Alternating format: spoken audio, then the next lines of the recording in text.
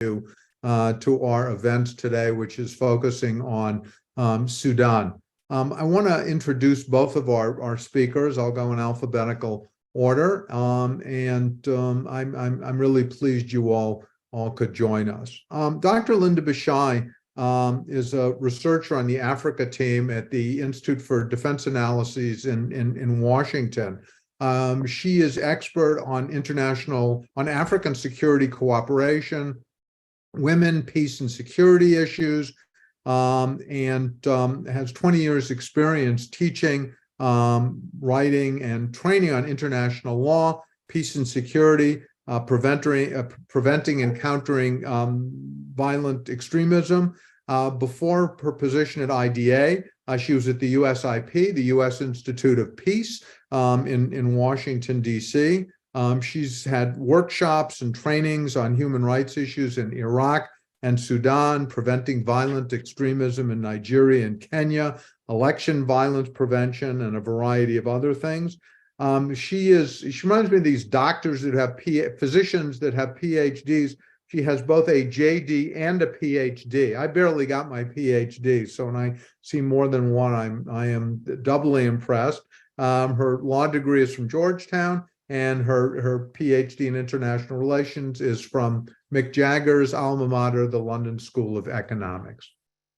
Cameron Hudson is a senior associate at the Africa program at the Center for Strategic and International Studies. As you all know, CSIS is one of the leading think tanks in the country. He focuses on African peace and security and governance issues.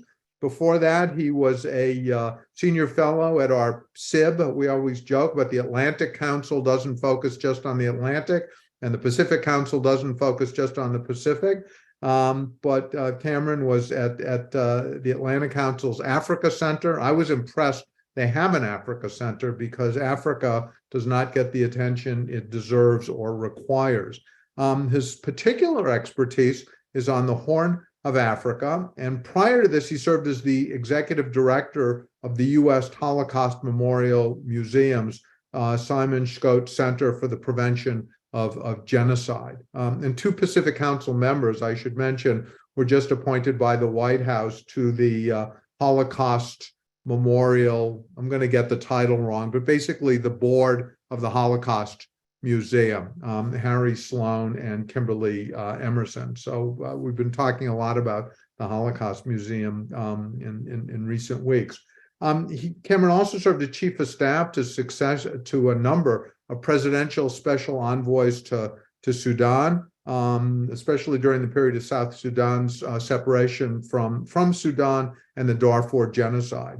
Served on the Bush administration, at the White House, at the NSC on the Africa Affairs part of the National Security Council, and he began his life as an intelligence analyst at the African Directorate at CIA. He's worked with the UN, OESD, the International Organization of Migration, and has commented on Africa issues in all of the places one would hope and expect he would. And he's a graduate of the University of Virginia and the Fletcher School of Law and Diplomacy at Tufts University in, as we say in Boston, Medford, Massachusetts. I want to welcome you both here. Dr. Bishai said that she would give us a few opening remarks. I was gently asked by our speakers, how much should we assume people know about Sudan? And given my endless love for the American people, but my endless disappointment that Africa only is worthy of attention when something terrible happens, we can assume people don't know a great deal. So, and my first question to both would have been, so what's going on in Sudan? So Dr. Bishai is gonna sort of address that, and then Cameron Hudson will jump in after, and then we'll begin to conversate. So welcome to you both. Thank you so much for doing this. And really, I want to, so sound weird, but I want to thank you for your service. I was telling Dr. Bishai that all of my classmates and colleagues who are Africa specialists are now doing something else. It truly is a calling and an act of love. It's also an imperative act of national security, which people, and humanitarian work of the First Order, which people generally don't realize. So, Dr. Bashai, over to you, and then Cameron Hudson, over to you. Thank you so much, Jerry, and it's great to be here, and thank you all for attending today's seminar. First, I have to issue the obligatory disclaimer, otherwise it wouldn't let me out of my office. My remarks are my own personal feelings and observations, and they do not reflect those of the IDA or of the DoD. Okay, so there's a lot to say, and I'll try to say it simply and not overburden you with details, but Sudan is critical. It's important, but it's also a romantic kind of story where they got so close, and it all collapsed. And it's one of those things that's hard to look away once you really understand the country and its potential, and the feeling of just sheer betrayal that is now currently affecting those of us who follow this country. So let me back up to the fall of Omar al-Bashir, whom most of you have probably heard his name, who is an indicted war criminal from the ICC due to his genocidal campaign against the Darfurians in 2003 to 2005. He was ousted in 2017 in the summer of 2019 after a series of nationwide protests and pressure brought down his regime. Essentially, he was tossed under the bus by his colleagues who decided that he was more trouble than he was worth, and they wanted to try to hold on to power themselves. So there was, I'll cut it short. There were some very serious massacres of the protesters, but eventually they came to agree on a transitional power sharing arrangement, which was a sovereignty council that split power between the military and a collection of civilian leaders and parties that was known as the FFC, the Forces of Freedom and Change. And this power sharing arrangement, they ended up with a civilian prime minister, and the civilian prime minister was a technocrat, so nice and neutral, and didn't set off any alarm bells, and seemed to be doing a fairly capable job, despite being dealt a pretty bad hand with a country that had fallen apart economically under Bashir. So this power sharing arrangement that came into place after the 2019 collapse of the old government involved the sharing and partnership of these two generals that you now hear about fighting in Sudan.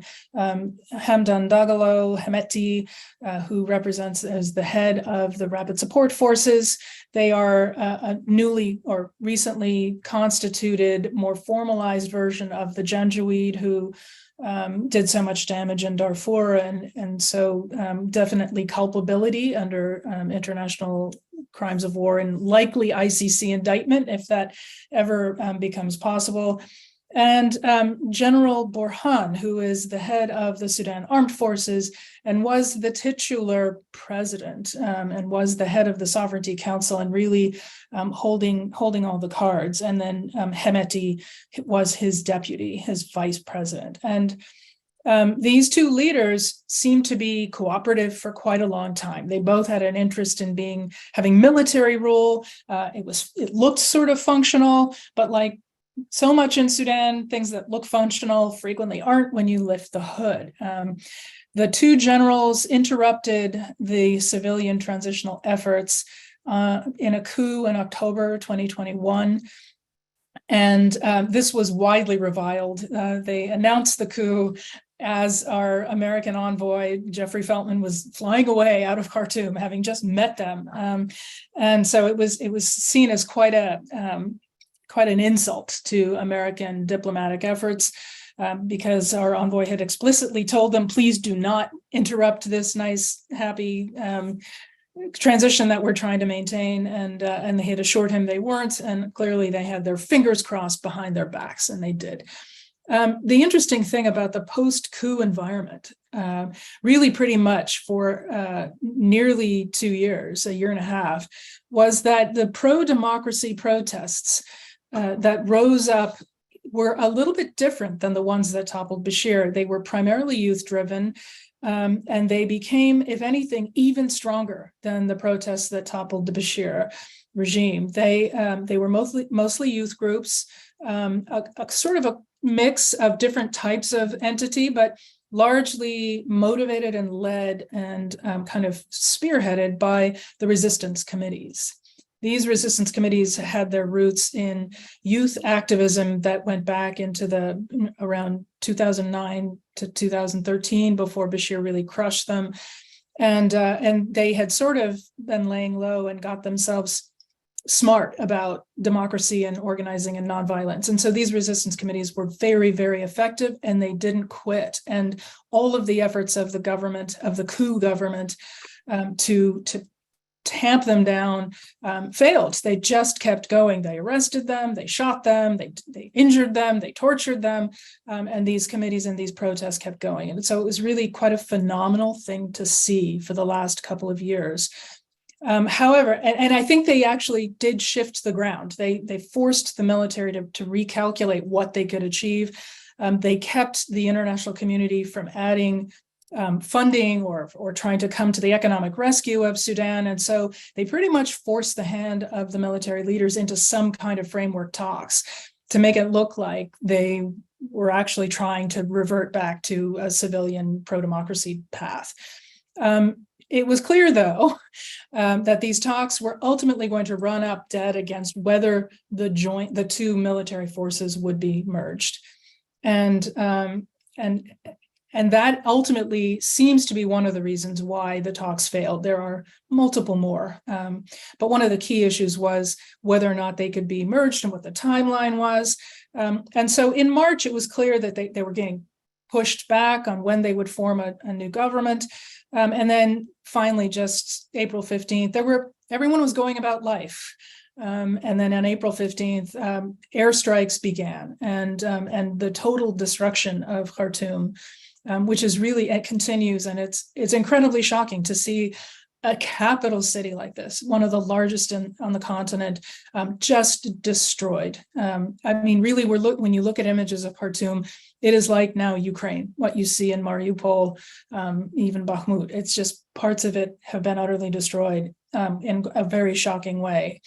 This is their own home that they're destroying, by the way. It's not some other remote place. They are harming their own base. So that's what's so novel and compelling about this conflict is it is an intra-elite conflict. These are very powerful forces in the country fighting each other for control. This isn't yet a civil war. And I think it's really important to remember that. It's not the same thing as what other conflicts in Africa have looked like. It is in its own way quite unique.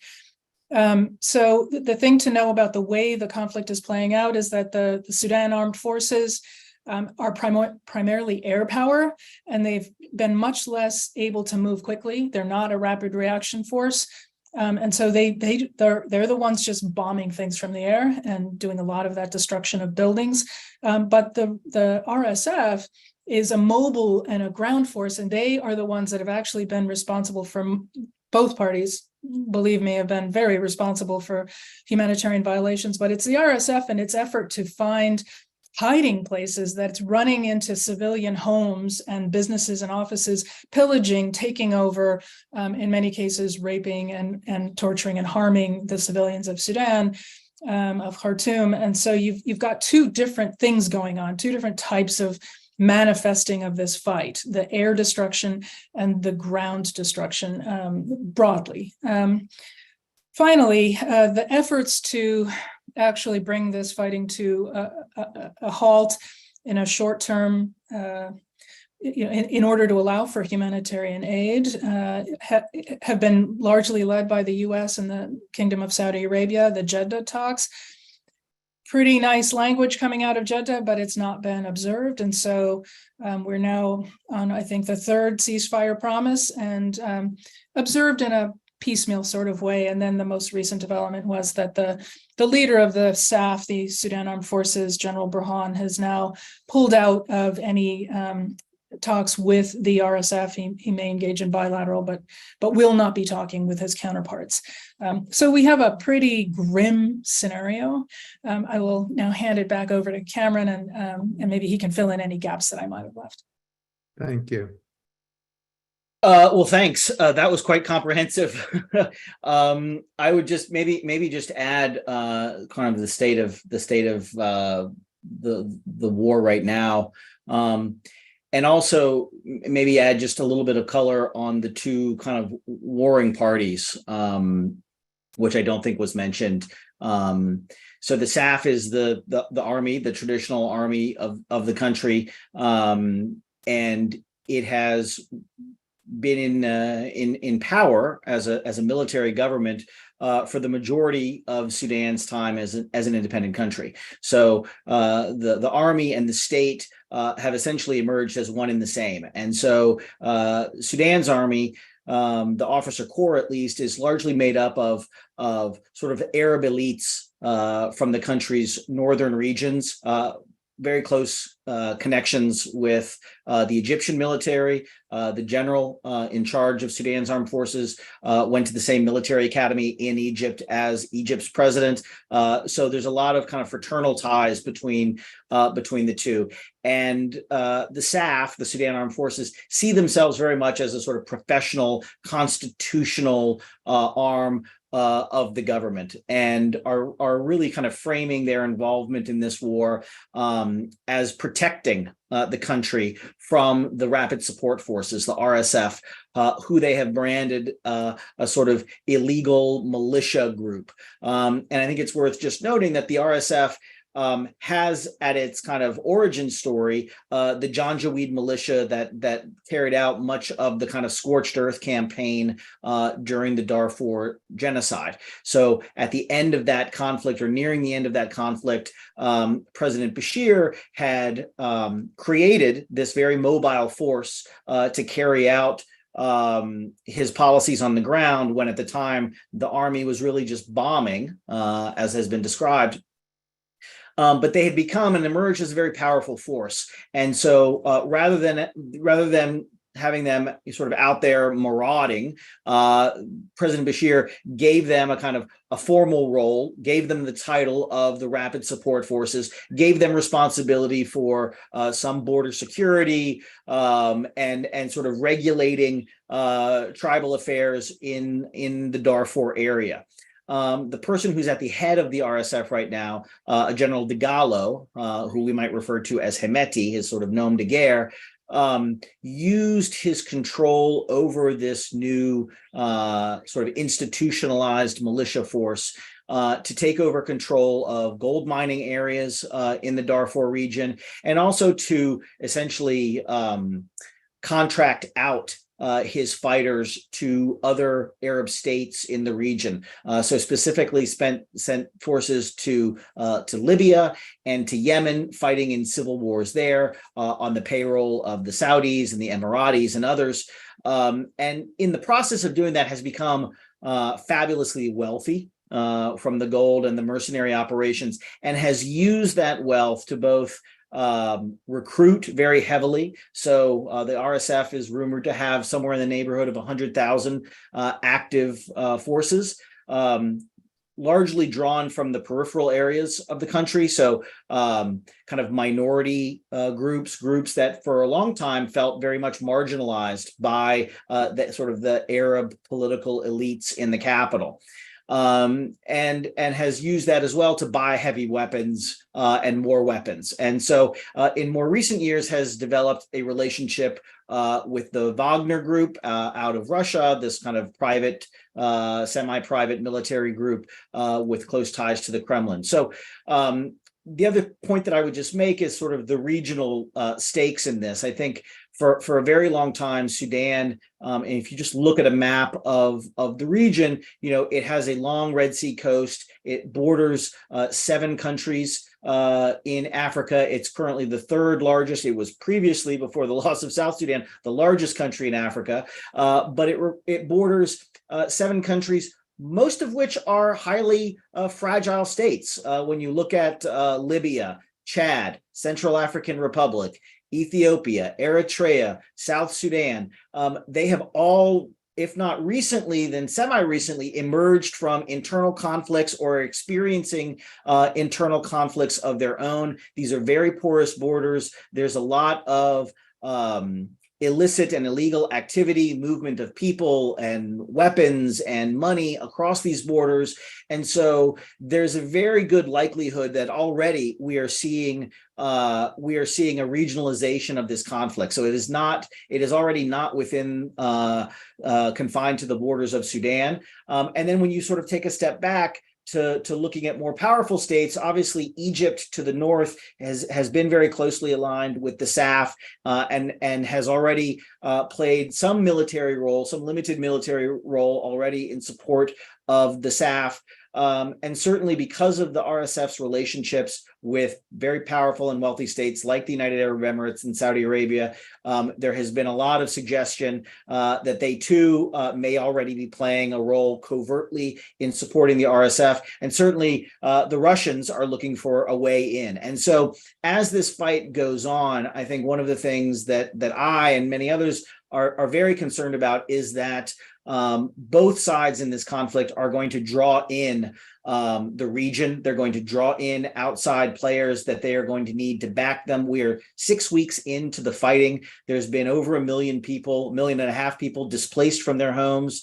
Over 100,000 have been made refugees, mostly into Chad, but also into Egypt. The death toll is really hard to ascertain. It's certainly in the it's official number is around 1,000 right now, but we think that's a pretty gross undercount of the number of people who've been killed. And so I think that the concern is that we're actually, as bad as it is, on the precipice of seeing this spiral into a much wider, more regionalized or international conflagration, which could have, very serious consequences for Red Sea traffic, relationships in the Gulf, the movement of extremist forces in and out of Sudan. Let's not forget that Sudan was put on the state sponsor of terrorism list by the United States in 1993 and removed in 2021 by the Trump administration. But Islamist extremist groups, which are very active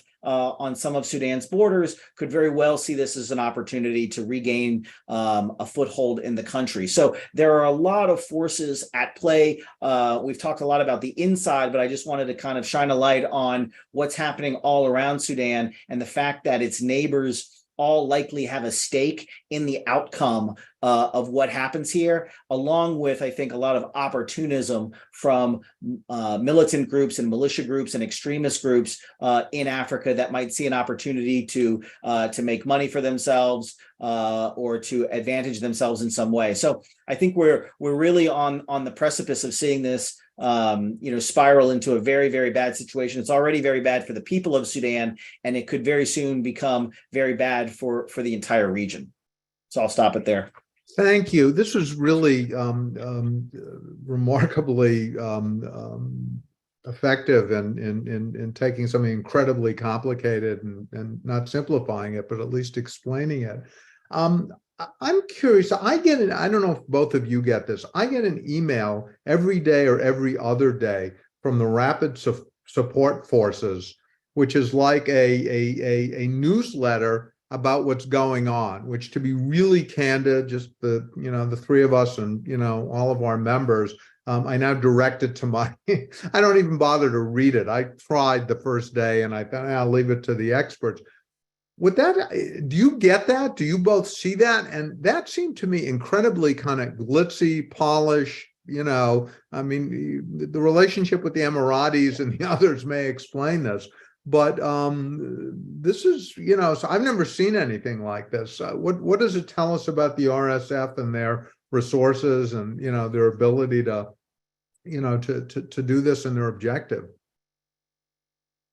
That's a really good point to introduce. I don't get that newsletter into my inbox, but I've seen it posted on Twitter along with a number of other videos. And Yes, the RSF is very polished, and Hemeti in particular has been on a campaign to rehabilitate his image, to make people forget just how much he did in Darfur, what he did in Darfur. And he was posing as a charitable donor, handing out cash and largesse in Darfur in the weeks before this all broke open. I would also point out that that is not going unchallenged by the SAF. There are the Sudan Armed Forces are also putting out their version of information and campaigning, calling. They now call their former partners in the government the criminals, the enemy, framing them as obviously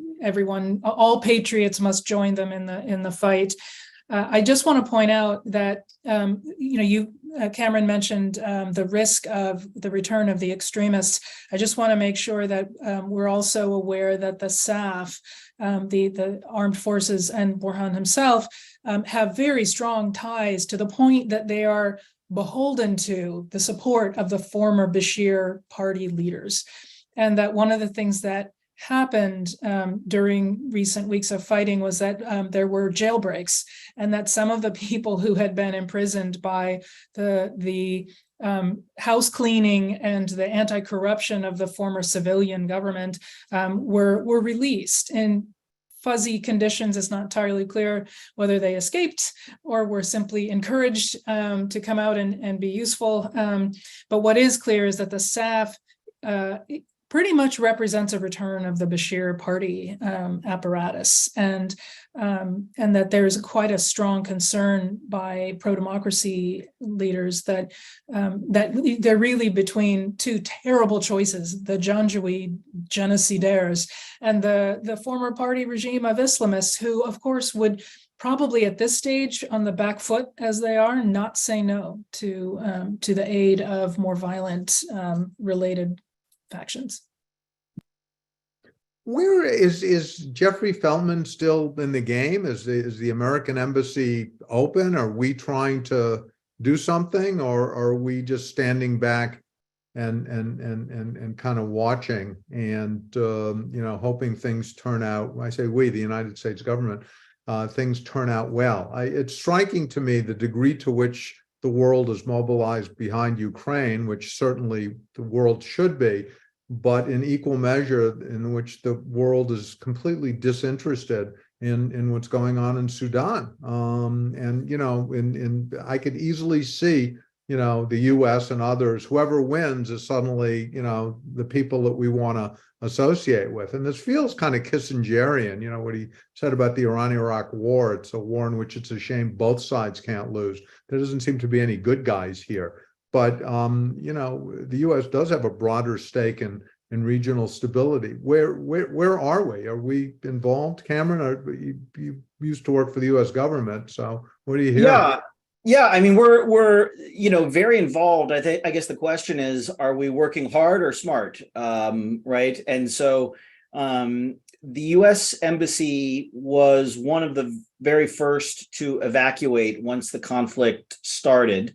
And there was a rather, Hollywood-like evacuation of our staff, under cover of darkness, with helicopters coming in. Our embassy, if you've been in any of our embassies in any of these kind of developing countries, they're fortresses themselves, and they're often in the sort of suburbs of the main city. And so Khartoum is no different. And so our embassy is relatively remote relative to, say, the British or the French or other allied, which are right downtown. So we were able to assemble our staff, bring in helicopters, and get them out. Only our staff, not Americans. More broadly, I think there was a concern of a kind of a Kabul-like, a desperate attempt with people trying to cling to airplanes and things. And so in an effort to avoid that kind of imagery,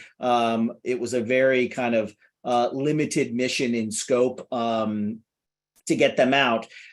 Ever since, I think the U.S. has been playing catch up, frankly. So we've facilitated the the exit of Americans largely through Port Sudan and through the Red Sea into Saudi Arabia, and we have not reestablished our embassy, but our ambassador sort of set up shop in Jeddah, Saudi Arabia, and launched a set of talks between the two warring sides, trying to both bring about a ceasefire initially, some guarantees around humanitarian access, and then the idea is that those talks being done in conjunction with the Saudis would essentially evolve into a set of political talks that would include more than just military actors, would include the sort of civilian political leadership from the country, and begin a conversation about,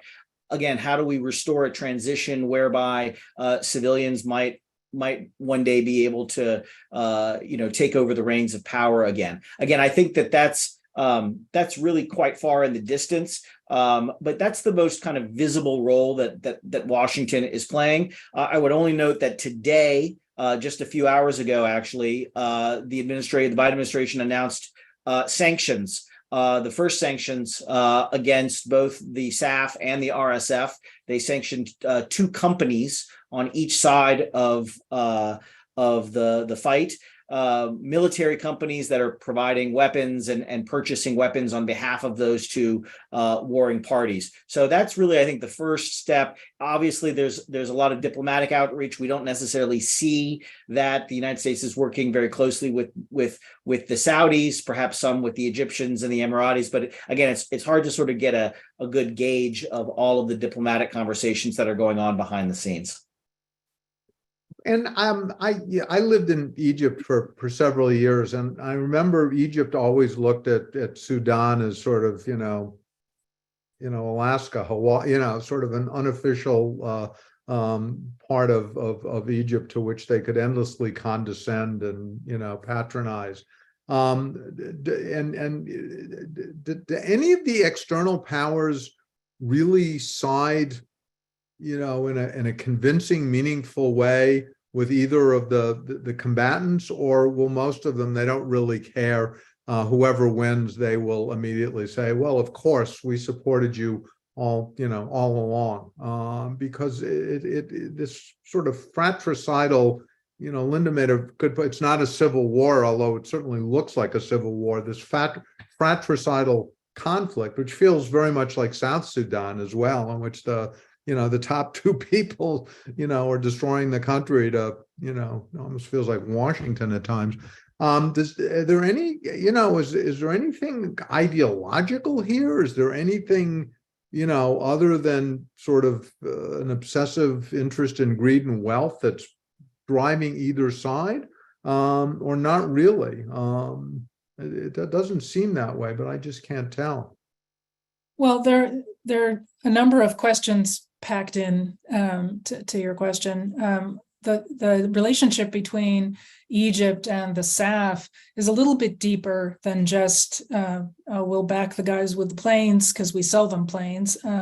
It goes back to a real effort to cultivate and reestablish relations that had frayed under Bashir, when the great Ethiopian Grand Renaissance Dam issue was very much front and center for Egypt, and that hasn't necessarily gone away. But they really made an effort to try to tighten up relations with the Sudan military. And I still recall, I think it must have been about the summer of 2018, recently, just before Bashir fell, that they were really on a charm offensive. And then since Bashir fell, very much more tight. And partly, I think that reflects a concern that the Egyptian government has.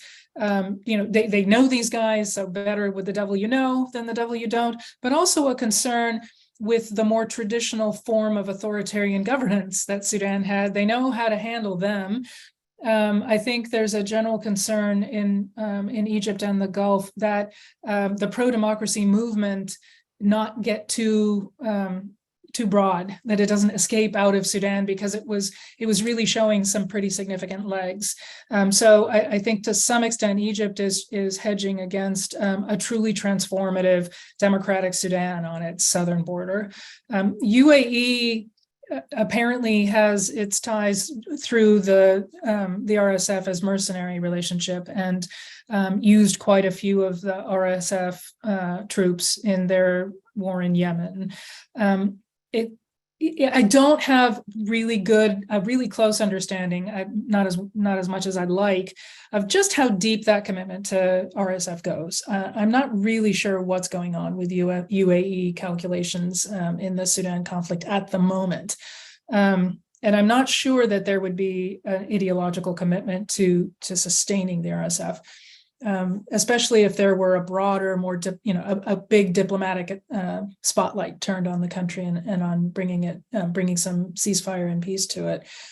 What we don't have is it's not like South Sudan at all, in the sense that it isn't that tribal at the moment. Well, Hemeti and Burhan are both Arabs, both Arab identified.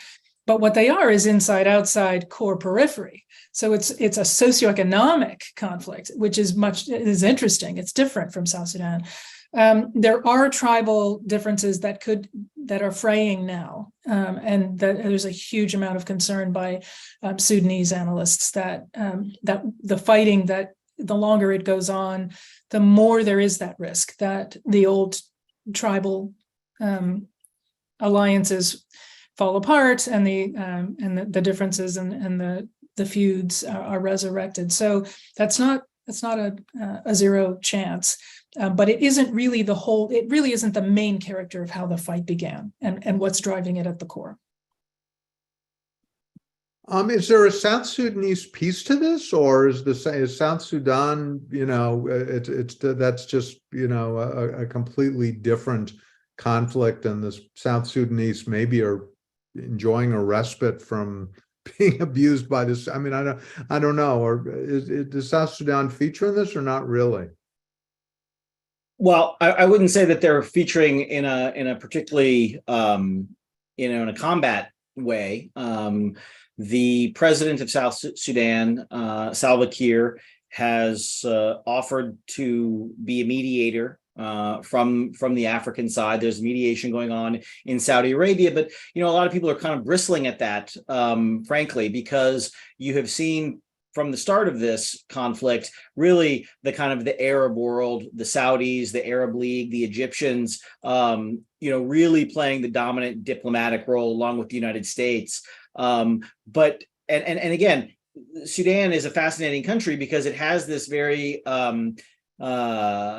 bifurcated identity. It is the meeting place of the Arab world and the African world, and that has obviously been a source of great tension and conflict in the country's history.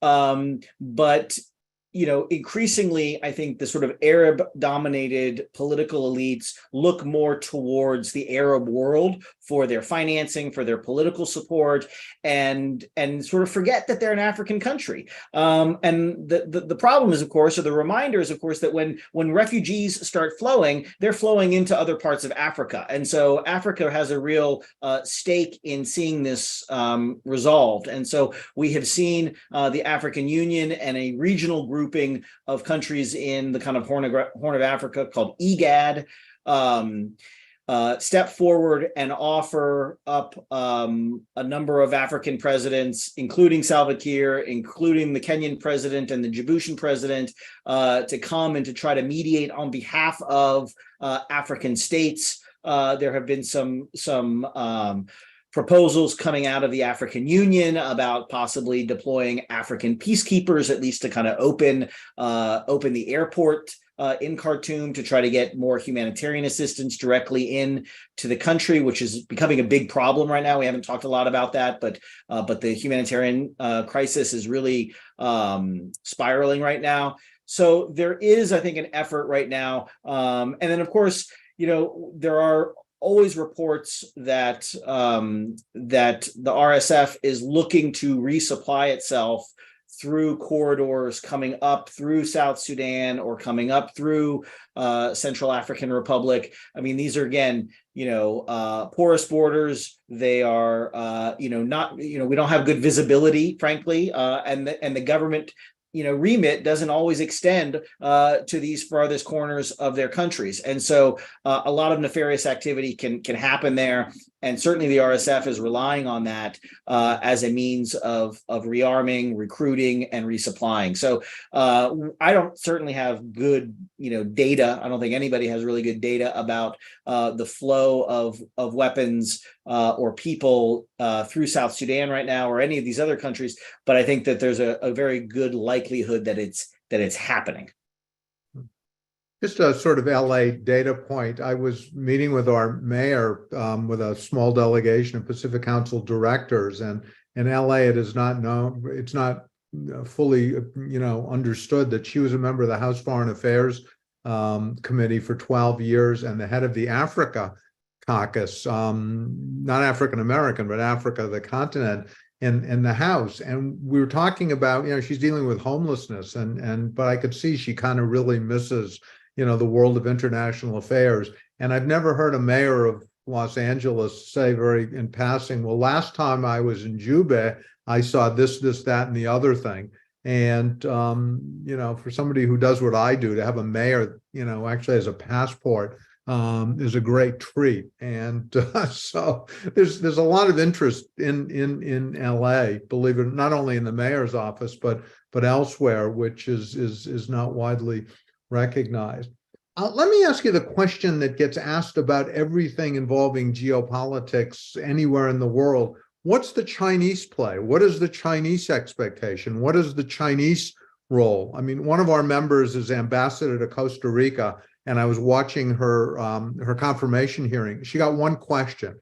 The one question she got is, Dr. Tejas, when you get to Costa Rica, what are you going to do about China? So, nothing about Costa Rica as if it, but having said that, China certainly does have an interest in Africa and is engaged. Is there a Chinese dimension here? There is, but it's not what it is in other parts of Africa. And I think it's probably at this point precluded entirely by the Russian role in the country. So the Chinese did invest heavily in the oil sector. They certainly, at the time that the referendum on South Sudanese independence came along, they were very visible in the country. They were widely visible until recently in Khartoum, with companies and hotels and restaurants and labor. So they have some investment in the country, but it's not one of their high priorities. Ethiopia would be a much more of a flagship kind of Belt and Road nation. My guess is that, and they haven't made any obvious statements or efforts on for ceasefires or peace building. So my guess is that they're going to cut losses and step aside. The real actor is really the Wagner Group through its close ties with the RSF and Hemeti, pretty much mutually enabling a lot of illicit trafficking and mutual enrichment through taking over the mines. There's a lot of, Sudan has a ton of natural wealth, like so many African countries, that the citizens of the country don't see any of. And the gold mining sector is a key part of this, but also just smuggling of people, of weapons, of things through from the south to the north, from the east to the west. The RSF has really excelled at mastering the wealth to be had from those relationships. It is also has been asserted and by believable sources that the Wagner Group trained RSF fighters who were stationed in Khartoum in helping to put down pro-democracy protests, which means basically, in very violent ways. So there's a kind of train and equip security cooperation relationship between Wagner and the RSF in a kind of dark and twisted way. And I think what's worth saying here is that the Security Council, the United Nations, has been uniquely absolutely derelict in its response to this crisis, and that can be attributed to a number of things. One is the AU and the African members in the Security Council think that it's really their business to solve and don't want a United Nations solution being promoted. Another is that Volker Perth put his foot wrong a couple of times and doesn't have a lot of advocates on the ground in the country on any of the sides. Not entirely his fault, I have to say, but also a couple of mistakes were made in terms of how things looked and what he could and didn't say at certain points in his tenure. And then a third one would be that it's quite clear to me that Russia would veto any effort to put peacekeeping troops or any concerted Security Council authority. Does the Wagner Group have other than training, are they in the fight? I mean, are they actually involved, or they're simply advising, supplying, rooting for, encouraging, or? Well, I don't know. I don't know. Yeah, I mean, it's very hard to know. They have been on the ground since 2017 or thereabouts in an advisory capacity with the Sudanese. They were brought in during the presidency of President Bashir. We know that they have grown, I think, closer to the RSF in particular over time. I think it's interesting to note, though, with respect to the Russians, for a long time, we haven't talked about it, but for a long time, the Russians have been trying to establish a Russian naval base on the Red Sea in Sudan. And that has been a very high priority strategic objective for them.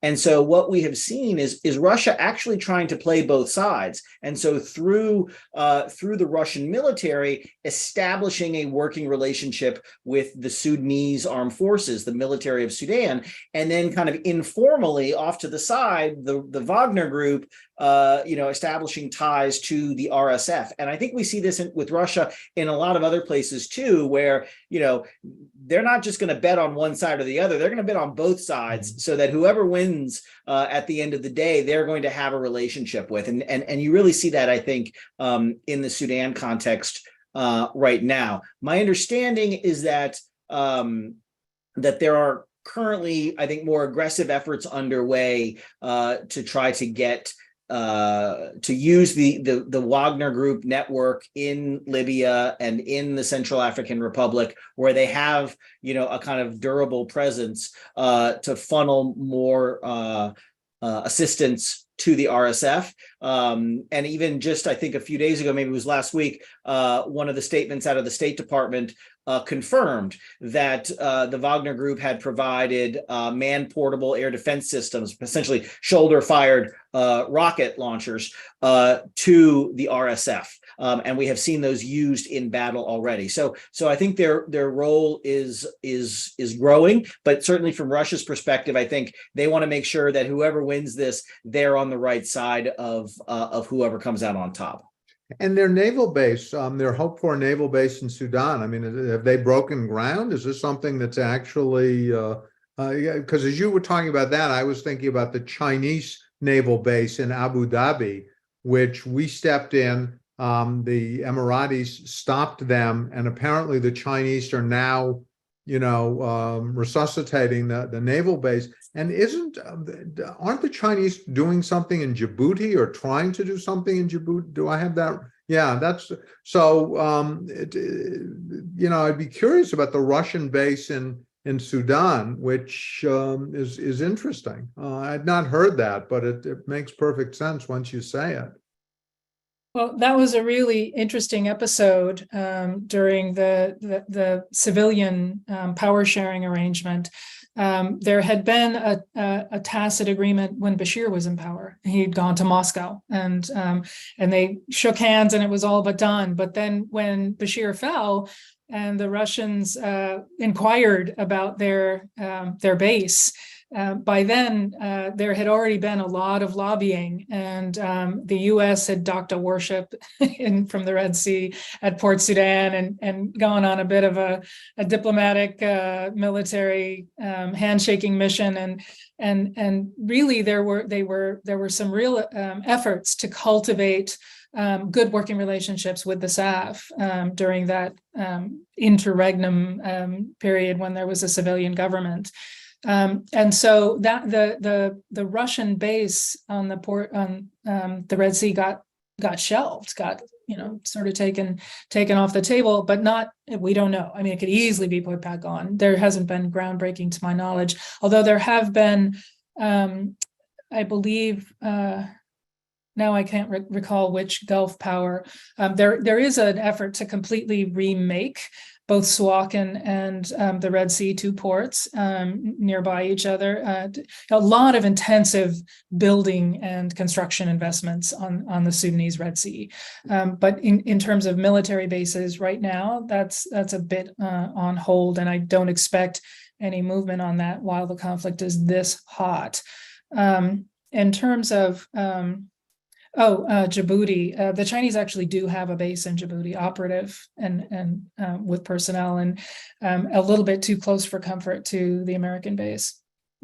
And the Qataris have an interest in agricultural projects in Sudan. I mean, that and the Saudis for that matter, that, places without a lot of arable land and lots of dough are sort of getting into, agriculture, I don't know what you call it, agricultural projects in places that they, things they can't do. And the Qataris, after the blockade of Qatar from the Emiratis and the Saudis, are now really serious about food security. So that got them very, very interested in Sudan. Since, I'm asking sort of far-fetched questions, what about Israel? I mean, Sudan was a late signatory to the Abraham Accords, a kind of weird one, frankly, but I think the Sudanese it's kind of like what you're saying, Cameron, about they got the Americans out at night so nobody would see. I think the Sudanese signed on to the Abraham Accords, at night, so nobody in the Arab world would really know about it. But Israel has a long interest in Africa and, had significant activity in Africa, and an interesting relationship with the Russians, which doesn't get talked about a lot. Is there an Israeli? Does the Abraham Accords feature here at all? Is there an Israeli role that's worth mentioning or that we know about? Yeah. Okay. Open Cameron can say something about that. I can. Listen. I think with respect to Israel and the Abraham Accords, I would say that that was really a kind of October surprise in January that the Trump administration put on the Sudanese. That was not something that they thought of themselves or were really rushing to do, but it was a kind of a good way to score some domestic political points, I think, in the lead up to a presidential election in this country, and unfortunately, I think the Sudanese got caught up in that at the time.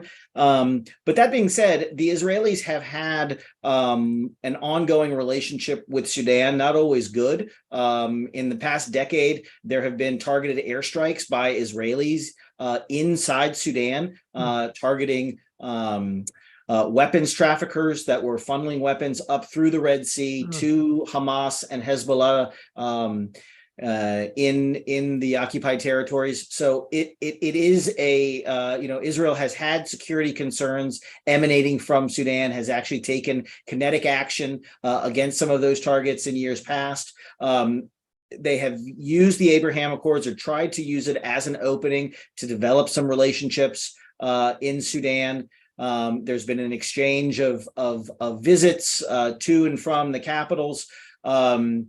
And, I would say in some ways, like the Russians, I've been a little bit perplexed because the the Israelis, they have two foreign policy apparatuses in the country. One is the foreign ministry, and one is the intelligence community, and they don't always, kind of coordinate their activities and see eye to eye. And so you have seen, the foreign ministry engaging in Sudan, through some official channels, but you've also seen the intelligence communities engaging through unofficial channels with groups like the RSF. And so I don't know the extent to which those relationships are still kind of active, and if they're producing anything. I know that Washington has really tried to kind of keep not only Israel, but other powerful states on the sidelines. I think the goal from the start, or at least to say that we have a strategy would be, I think, overly charitable. But I think the one of the efforts that Washington has undertaken diplomatically is really trying to keep other countries out of this, really, sort of deny the fire any oxygen that it needs to expand, right? And so that message to Israel, I think, is a similar message that's been delivered to Egypt and to the Saudis, which is, let's not fuel this with political support and weapons and the things to sustain the fighting. Help us in the effort, either by doing nothing or by calling for calm. And so I think that's sort of, I think the Israelis are watching very closely, because again, they've got national security interests in Sudan. They have seen Sudan as a threat. They don't want to see Sudan play host to extremist elements any longer, and so they're watching. But I think right now my sense is that they're watching from afar, and they're not actively engaged in this. Oh, this is so interesting. Could I just jump in on one of course. Points raised earlier, the point about agriculture and the strain on food supply globally since the Ukraine war took them offline to some extent. I think that there aren't many bright spots, but one of the potential avenues for putting real pressure on neighboring states to bring this conflict to really try to end this conflict may well be agricultural. Sudan is the primary producer of gum arabic, which goes into Coke and Pepsi and a number of other things. And it is also has the potential to really be a breadbasket country if its agricultural sector were well managed. It has not been well managed under recent governments, but it's incredibly fertile, and it has a very good water supply, and in many ways is far more agriculturally productive than even Egypt can be. So I think that Sudan stands to be part of the answer to some of the food insecurity problems facing Africa, especially East Africa at the moment. And if it could be seen that way, as that is one of the gains to be had, that might serve as an unexpected but really important source of pressure. Not least of which some of the major multinational corporations that might actually bring it. I have to show you my jar of gum arabic, which I collected myself in Darfur. That's pretty cool.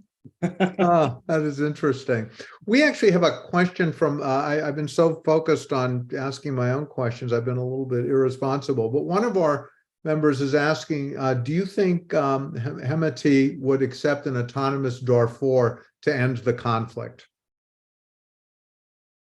I hate that question, because that's kind of like putting the fox in charge of the hen house. And it may not be wrong. Maybe he would. I tend to say, I hesitate to say that he would right now. I think right now he still thinks he can win the whole thing. They both still think they can win the whole thing.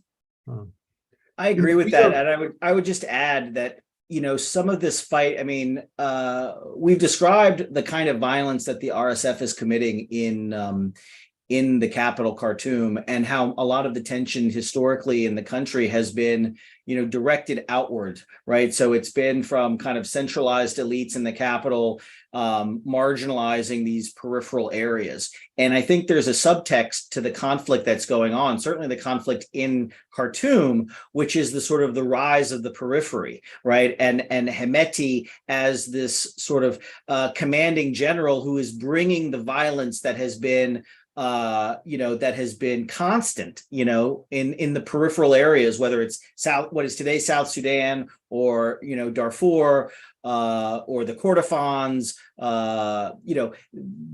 these areas have been in a constant state of conflict for decades. And there is a sense now that Hemeti and the RSF is trying to tap into of we are bringing that violence and that instability to the capital, and we are bringing it to these Arab elites that have been visiting this violence on us for a very long time. And so Hemeti, in some of his public statements, has essentially said that there is no way he is leaving Khartoum. And so I think from he is using that as a political platform for himself, to help rally people for recruitment from these peripheral areas, that it is now their turn, right? It is their turn to lead the country. It's their turn to visit the kind of repression on the political elites that has been for so long visited upon them. And so that's become very much part of his political statements that he's making around this. So I'm actually very skeptical that he would accept to leave the capital after saying all of that and framing the conflict in those terms now. Let me end. Our time is up, but something I want to blow the whistle on myself. I really didn't ask any questions about the humanitarian dimensions of this, which are horrific.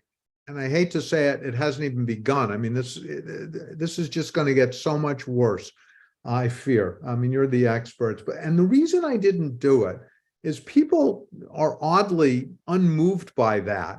So my question, China, Russia, Egypt, South Sudan, Israel, the United States, the United Nations, maybe if people understand the profound geopolitical significance of this, they will develop an interest where the humanitarian aspects should develop an interest, but clearly have not. I've kind of given up on trying to understand what moves the American people. But, Ukraine is certainly worthy. This is not about Ukraine.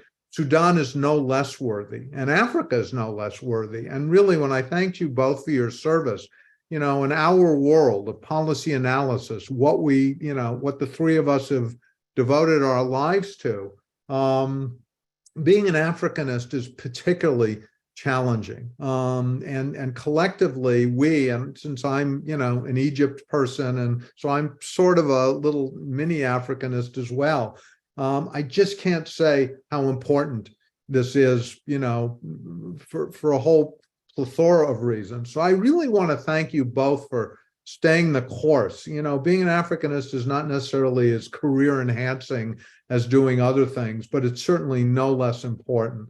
So really, thank you. I can't wait to see Karen Bass again. I'm gonna, she's not on the call. She's busy, putting people in houses, which is a pretty big deal. But having the mayor of Los Angeles in your corner, which she certainly is not too shabby. But I really want to thank you both for taking your time to join us today. And I really want to encourage our members. This is not some sort of boutique-y, peculiar issue. This is, is geopolitically important as anything else we talk about. And so thank you both for participating. I hope we can call on you again. Come to Los Angeles. We'll do this in person, which is always more fun. And I want to thank all of our members for taking the time to pay attention to an issue which really is enormously important. So with that, I will bring this to a close, and I thank you both very much, and all of our members as well. Have a good day, everybody.